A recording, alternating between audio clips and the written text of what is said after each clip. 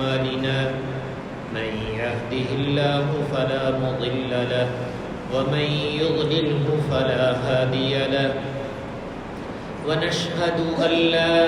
إله إلا الله وحده لا شريك له ونشهد أن سيدنا ومولانا محمدا عبده ورسوله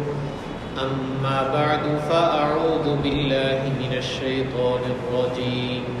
بسم الله الرحمن الرحيم أمن يجيب المضطر إذا دعاه ويكشف السوء وقال النبي صلى الله عليه وسلم لا يرد القضاء إلا الدعاء ولا يزيد في العمر إلا البر وإن الرجل ليحرم الرزق بالذنب يصيبه أو كما قال النبي صلى الله عليه وسلم اللهم صل على سيدنا محمد النبي الأمي وعلى آله وأصحابه وسلم تسليما كثيرا كثيرا يا رب صل وسلم دائما أبدا على حبيبك خير الخلق كلهم.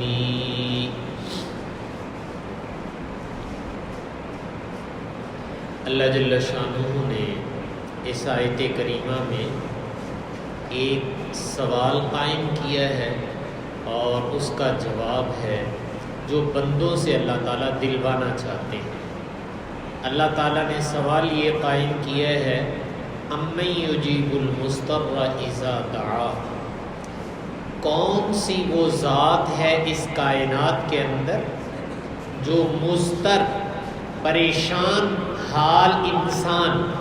جب اس کو پکارتا ہے تو وہ اس کی پکار کا جواب بھی دیتے ہیں وَيَكْشِفُ السُّوءَ، اور اس سے اس کی اس تکلیف کو بھی دور کر دیتے ہیں. ایسی ذات کائنات میں کون سی ہے؟ تو یقیناً اس ذات کا نام میں اور آپ اللہ کے نام سے پکارتے ہیں کہ وہ ہمارے اللہ کی ذات ہے کہ جس سے انسان حالت اضطرار میں پکارتا ہے تو اللہ تعالیٰ اس کی پکار کا جواب دیتے ہیں اور اللہ تعالیٰ اس کی تکلیف کو دور بھی فرماتے ہیں. یہ تو حق تعالیٰ قرآن پاک میں فرما رہے ہیں. رسول پاک صلی اللہ علیہ وسلم نے ارشاد فرمایا کہ لا يرد القدر الا الدعاء، کہ جس کو میں اور آپ تقدیر کہتے ہیں، قضاء و قدر کہتے ہیں، تو فرمایا اگر تم یہ دیکھو کہ کسی عمل کے ذریعے سے انسان کی تقدیر میں اللہ تبدیلی فرما دے وہ کون سا عمل ہے؟ تو آپ نے فرمایا لا يرد القدر الا الدعاء، اللہ تعالیٰ نے دعا کو وہ عمل بنا دیا ہے کہ جس کی وجہ سے اللہ تعالیٰ تقدیر میں تبدیلی فرما دیتے ہیں. قضا کو ٹالنے والی چیز اور تقدیر میں تبدیلی پیدا کرنے والا عمل بندے کے پاس ایک ہی ہے اور وہ دعا ہے. تو آپ نے فرمایا دعا کی وجہ سے اللہ تعالیٰ قضاء و قدر اس کے اندر بھی تبدیلی کر دیتے ہیں. اس کی تفصیلات الگ ہیں لیکن اتنا ذہن میں رکھیے کہ دعا وہ ہتھیار ہے کہ جس کے ذریعے سے اللہ کے نبی یہ کہہ رہے ہیں کہ اللہ تعالیٰ تو تمہاری دعاؤں کی وجہ سے اپنے فیصلے تبدیل کر دیتے ہیں، اپنے فیصلوں میں چینجنگ کر دیتے ہیں کہ میرے بندوں نے ہاتھ اٹھا دیے اس لیے فیصلوں کو تبدیل کر دیا جائے. تو آپ نے سمجھانے کے لیے یہ فرمایا لا يرد القدر الا الدعاء، کہ تقدیر کو کوئی اور چیز نہیں بدل سکتی لیکن تمہاری دعا ضرور بدل سکتی ہے. اور دوسری بات آپ نے فرمائی ولا يزيد في العمر، کہ انسان کی عمر میں اضافہ ہو جائے. اس کا کیا طریقہ ہے؟ تو آپ نے ارشاد فرمایا الا البر، نیکی کرو. جب تم نیکی کرو گے تو اللہ تمہاری عمر میں اضافہ فرما دے گا. یہ بھی اللہ تعالیٰ نے لکھا ہوتا ہے کہ میرا یہ بندہ اگر نیک اعمال اہتمام سے کرے گا تو ہم اس کی عمر میں اضافہ کر دیں گے. تو یہ آپ ہی بتا سکتے ہیں آپ صلی اللہ علیہ وسلم کے علاوہ کائنات میں کسی اور کی کیا مجال ہے کہ وہ اس طرح کی تحقیقات بتا سکے جن کا تعلق اللہ کی ذات کے ساتھ ہے؟ تو آپ نے فرمایا وَلَا يَزِيدُ فِي الْعُمْرِ إِلَّا الْبِرُّ، تمہاری عمر بڑھ جائے اس کے لیے دنیا کی ٹانک توانائیں ان سے نہیں ہے، اللہ تعالیٰ نے اس کا تعلق تمہاری نیکی کے ساتھ رکھا ہے۔ نیکی کرو، اللہ تمہاری عمر میں اضافہ کر دے گا۔ اور تیسری بات آپ نے فرمائی ان الرجل لیحرم الرزق بالذنب یصیب، کہ جب انسان گناہ کرتا ہے، نافرمانی کرتا ہے، اس کی اور بھی بڑی نحوستیں ہیں، لیکن ایک نحوست یہ ہے کہ انسان کو رزق سے محروم کر دیا جاتا ہے یا رزق کی برکت سے محروم کر دیا جاتا ہے، برکت والا رزق نہیں ملتا ہے، بھنڈی رونا جس کو ہم کہتے ہیں، تشویش جس کو ہم کہتے ہیں، رزق تو وہ بیچارہ لیتا ہے، لیکن یہ کہ تشویشات کے ساتھ، پریشانیوں کے ساتھ الجھنے زندگی میں ہوتی ہیں، اور یہ گناہ کی نحوست ہوتی ہے کہ گناہ کی نحوست کی وجہ سے برکت والا رزق اس سے انسان محروم کر دیا جاتا ہے۔ صاحبو، یہ تین باتیں سرور کونین صلی اللہ علیہ وسلم نے ارشاد فرمائی جو حضرت ثوبان رضی اللہ تعالیٰ عنہ سے منقول ہیں۔ تو میں اور آپ ان تینوں باتوں کا خیال کر لیں کہ ایک تو دعاؤں کا بھائی اٹھتے بیٹھتے چلتے پھرتے اہتمام ہونا چاہیے۔ یاد رکھیے، دعا کے لیے ضروری نہیں ہے کہ آپ مسجد میں تشریف لائیں اور ہاتھ اٹھا کر مانگیں۔ دعا تو آپ اپنے گھر بھی کر سکتے ہیں، اپنے آفس میں بھی کر سکتے ہیں، گاڑی میں بیٹھے ہوئے جا رہے ہیں وہاں بھی کر سکتے ہیں۔ جہاں موقع مل جائے ہاتھ اٹھانے کا، اگر موقع نہیں ہے تو مت اٹھائیے، زبان سے کرتے چلے جائیے۔ اگر زبان کا بھی موقع نہیں تو دل تو اللہ نے دیا ہوا ہے، دل سے اللہ سے لو لگائیے اور مانگنا شروع کر دیجئے۔ تو دعاؤں کا اہتمام یہ آپ صلی اللہ علیہ وسلم وعدہ فرما رہے ہیں، لا يرد القضاء، یا دوسری روایت کے الفاظ ہیں کہ اللہ تعالیٰ قدر لا يرد القدر الا الدعاء، کہ یہ تقدیر کو اگر کوئی چیز ٹال سکتی ہے، تقدیر کو کوئی چیز تبدیل کر سکتی ہے تو وہ تمہارا اللہ سے دعائیں مانگنا ہے۔ تو بھائی اللہ تعالیٰ سے دعاؤں کا بہت اہتمام کرو، جتنی زیادہ دعا کرو گے اللہ تعالیٰ عافیت اور سہولت کے معاملے پیدا کر دے گا۔ تو دعا کا اہتمام، اس کو ہاتھ سے نہ چھوڑو۔ ایک روایت میں رسول پاک صلی اللہ علیہ وسلم نے ارشاد فرمایا الدعاء سلاح المؤمن، دعا جو ہے یہ مومن کا ہتھیار ہے، وعماد الدین، اور یہ دین کا ستون ہے، ونور السماوات والارض، اور تمہارا دعائیں مانگنا یہ زمین و آسمان کا نور ہے۔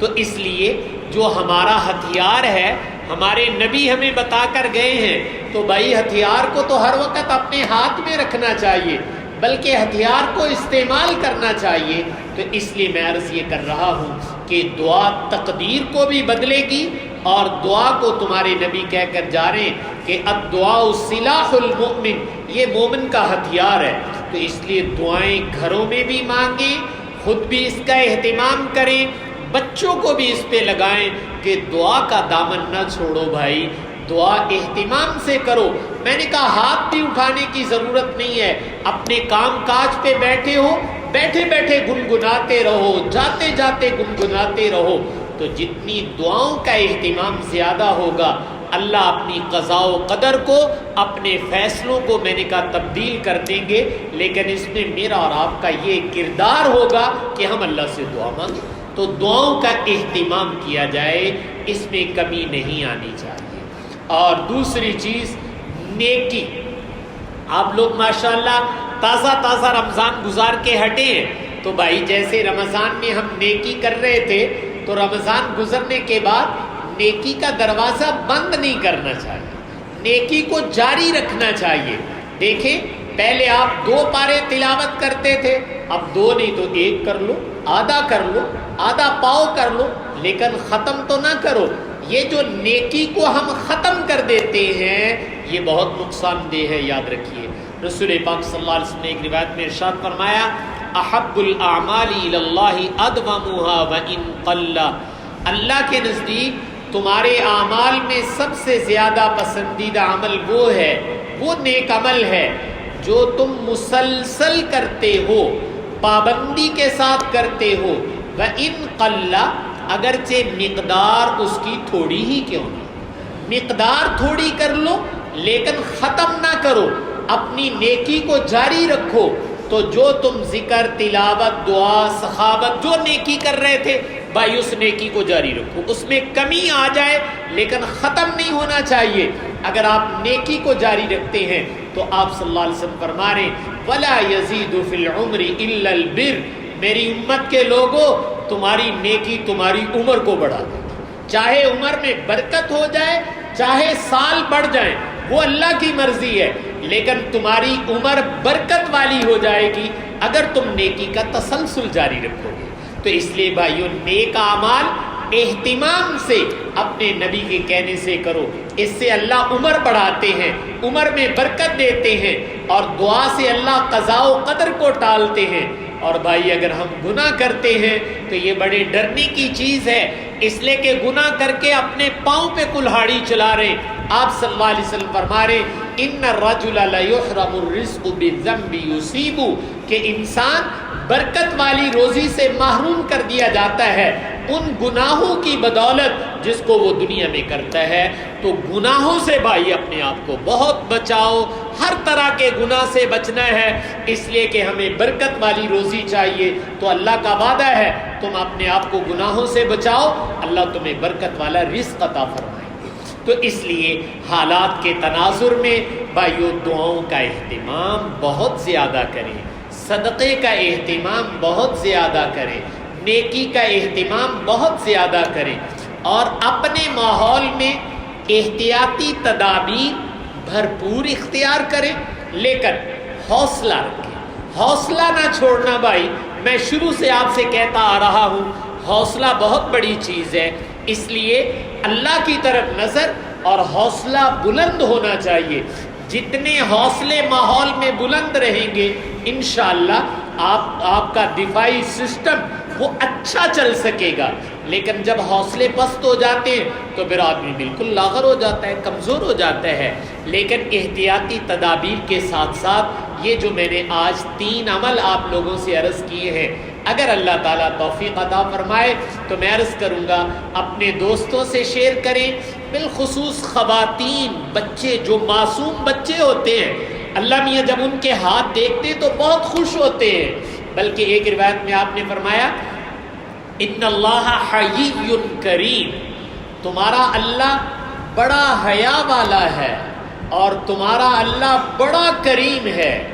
اور اللہ کو اس بات سے شرم آتی ہے کہ میرا بندہ میرے سامنے ہاتھ پھیلائے اور میں اس کے ہاتھوں کو خالی لوٹا دوں۔ اللہ تعالیٰ فرماتے خالی واپس کرتے ہوئے مجھے تو خود بڑی شرم آتی ہے۔ تو اس لیے اپنے بچوں سے بھی دعائیں کروائیں، ایک تو یہ کہ ان کی تربیت کا حصہ بن جائے گا کہ مسلمان بچپن ہی سے اپنے بچوں کو اللہ سے مانگنا سکھا دے۔ اگر ہم نے اپنے بچوں کو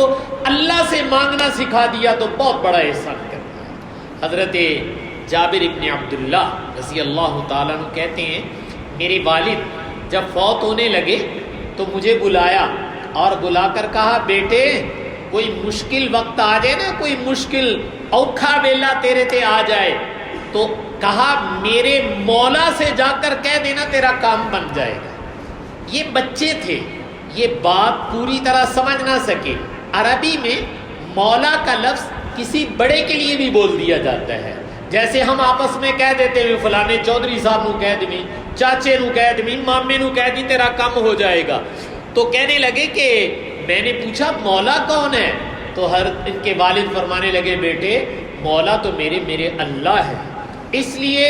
جب تمہیں کوئی مشکل وقت آئے تو تم نے میرے مولا سے جا کر کہہ دینا ہے کہ میرا مولا تیرا اسی وقت کام کر دے گا۔ یہ ایک باپ دنیا سے جاتے وقت اپنے ایک چھوٹے بیٹے کو وصیت کر رہا ہے، بتا رہا ہے۔ اس لیے میں آپ سے کہہ رہا ہوں کہ گھر میں بچے ہیں، بچیاں ہیں، ان کو بتاؤ کہ بھئی تم دعا مانگو گے تمہاری دعا سے میرا اللہ آسمان سے تقدیر کے فیصلے بدل دے گا، یہ ہمارے نبی بتا کر گئے ہیں۔ اس لیے گھروں میں دعاؤں کا بہت اہتمام کرو، بچے، خواتین، ان کو سب کو دعاؤں پہ لگا دو، 2 منٹ 3 منٹ دعا مانگے، چلتے پھرتے بھی دعا مانگے تو انشاءاللہ دعا کی برکت، نیکی کی برکت، میں نے کہا اللہ عمروں میں بھی اضافہ کرے گا، اللہ قضاء و قدر کو بھی بدل دے گا۔ اور جو نیک اعمال رمضان میں جاری تھے بھائی ان کا تسلسل جاری رکھو، ان کو بند نہ ہونے دو، چلاتے چلے جاؤ، انشاءاللہ اس کی برکت اللہ تعالیٰ عطا فرمائیں گے۔ حق تعالیٰ مجھے آپ کو عمل کرنے کی توفیق عطا فرمائے۔ وآخر دعوانا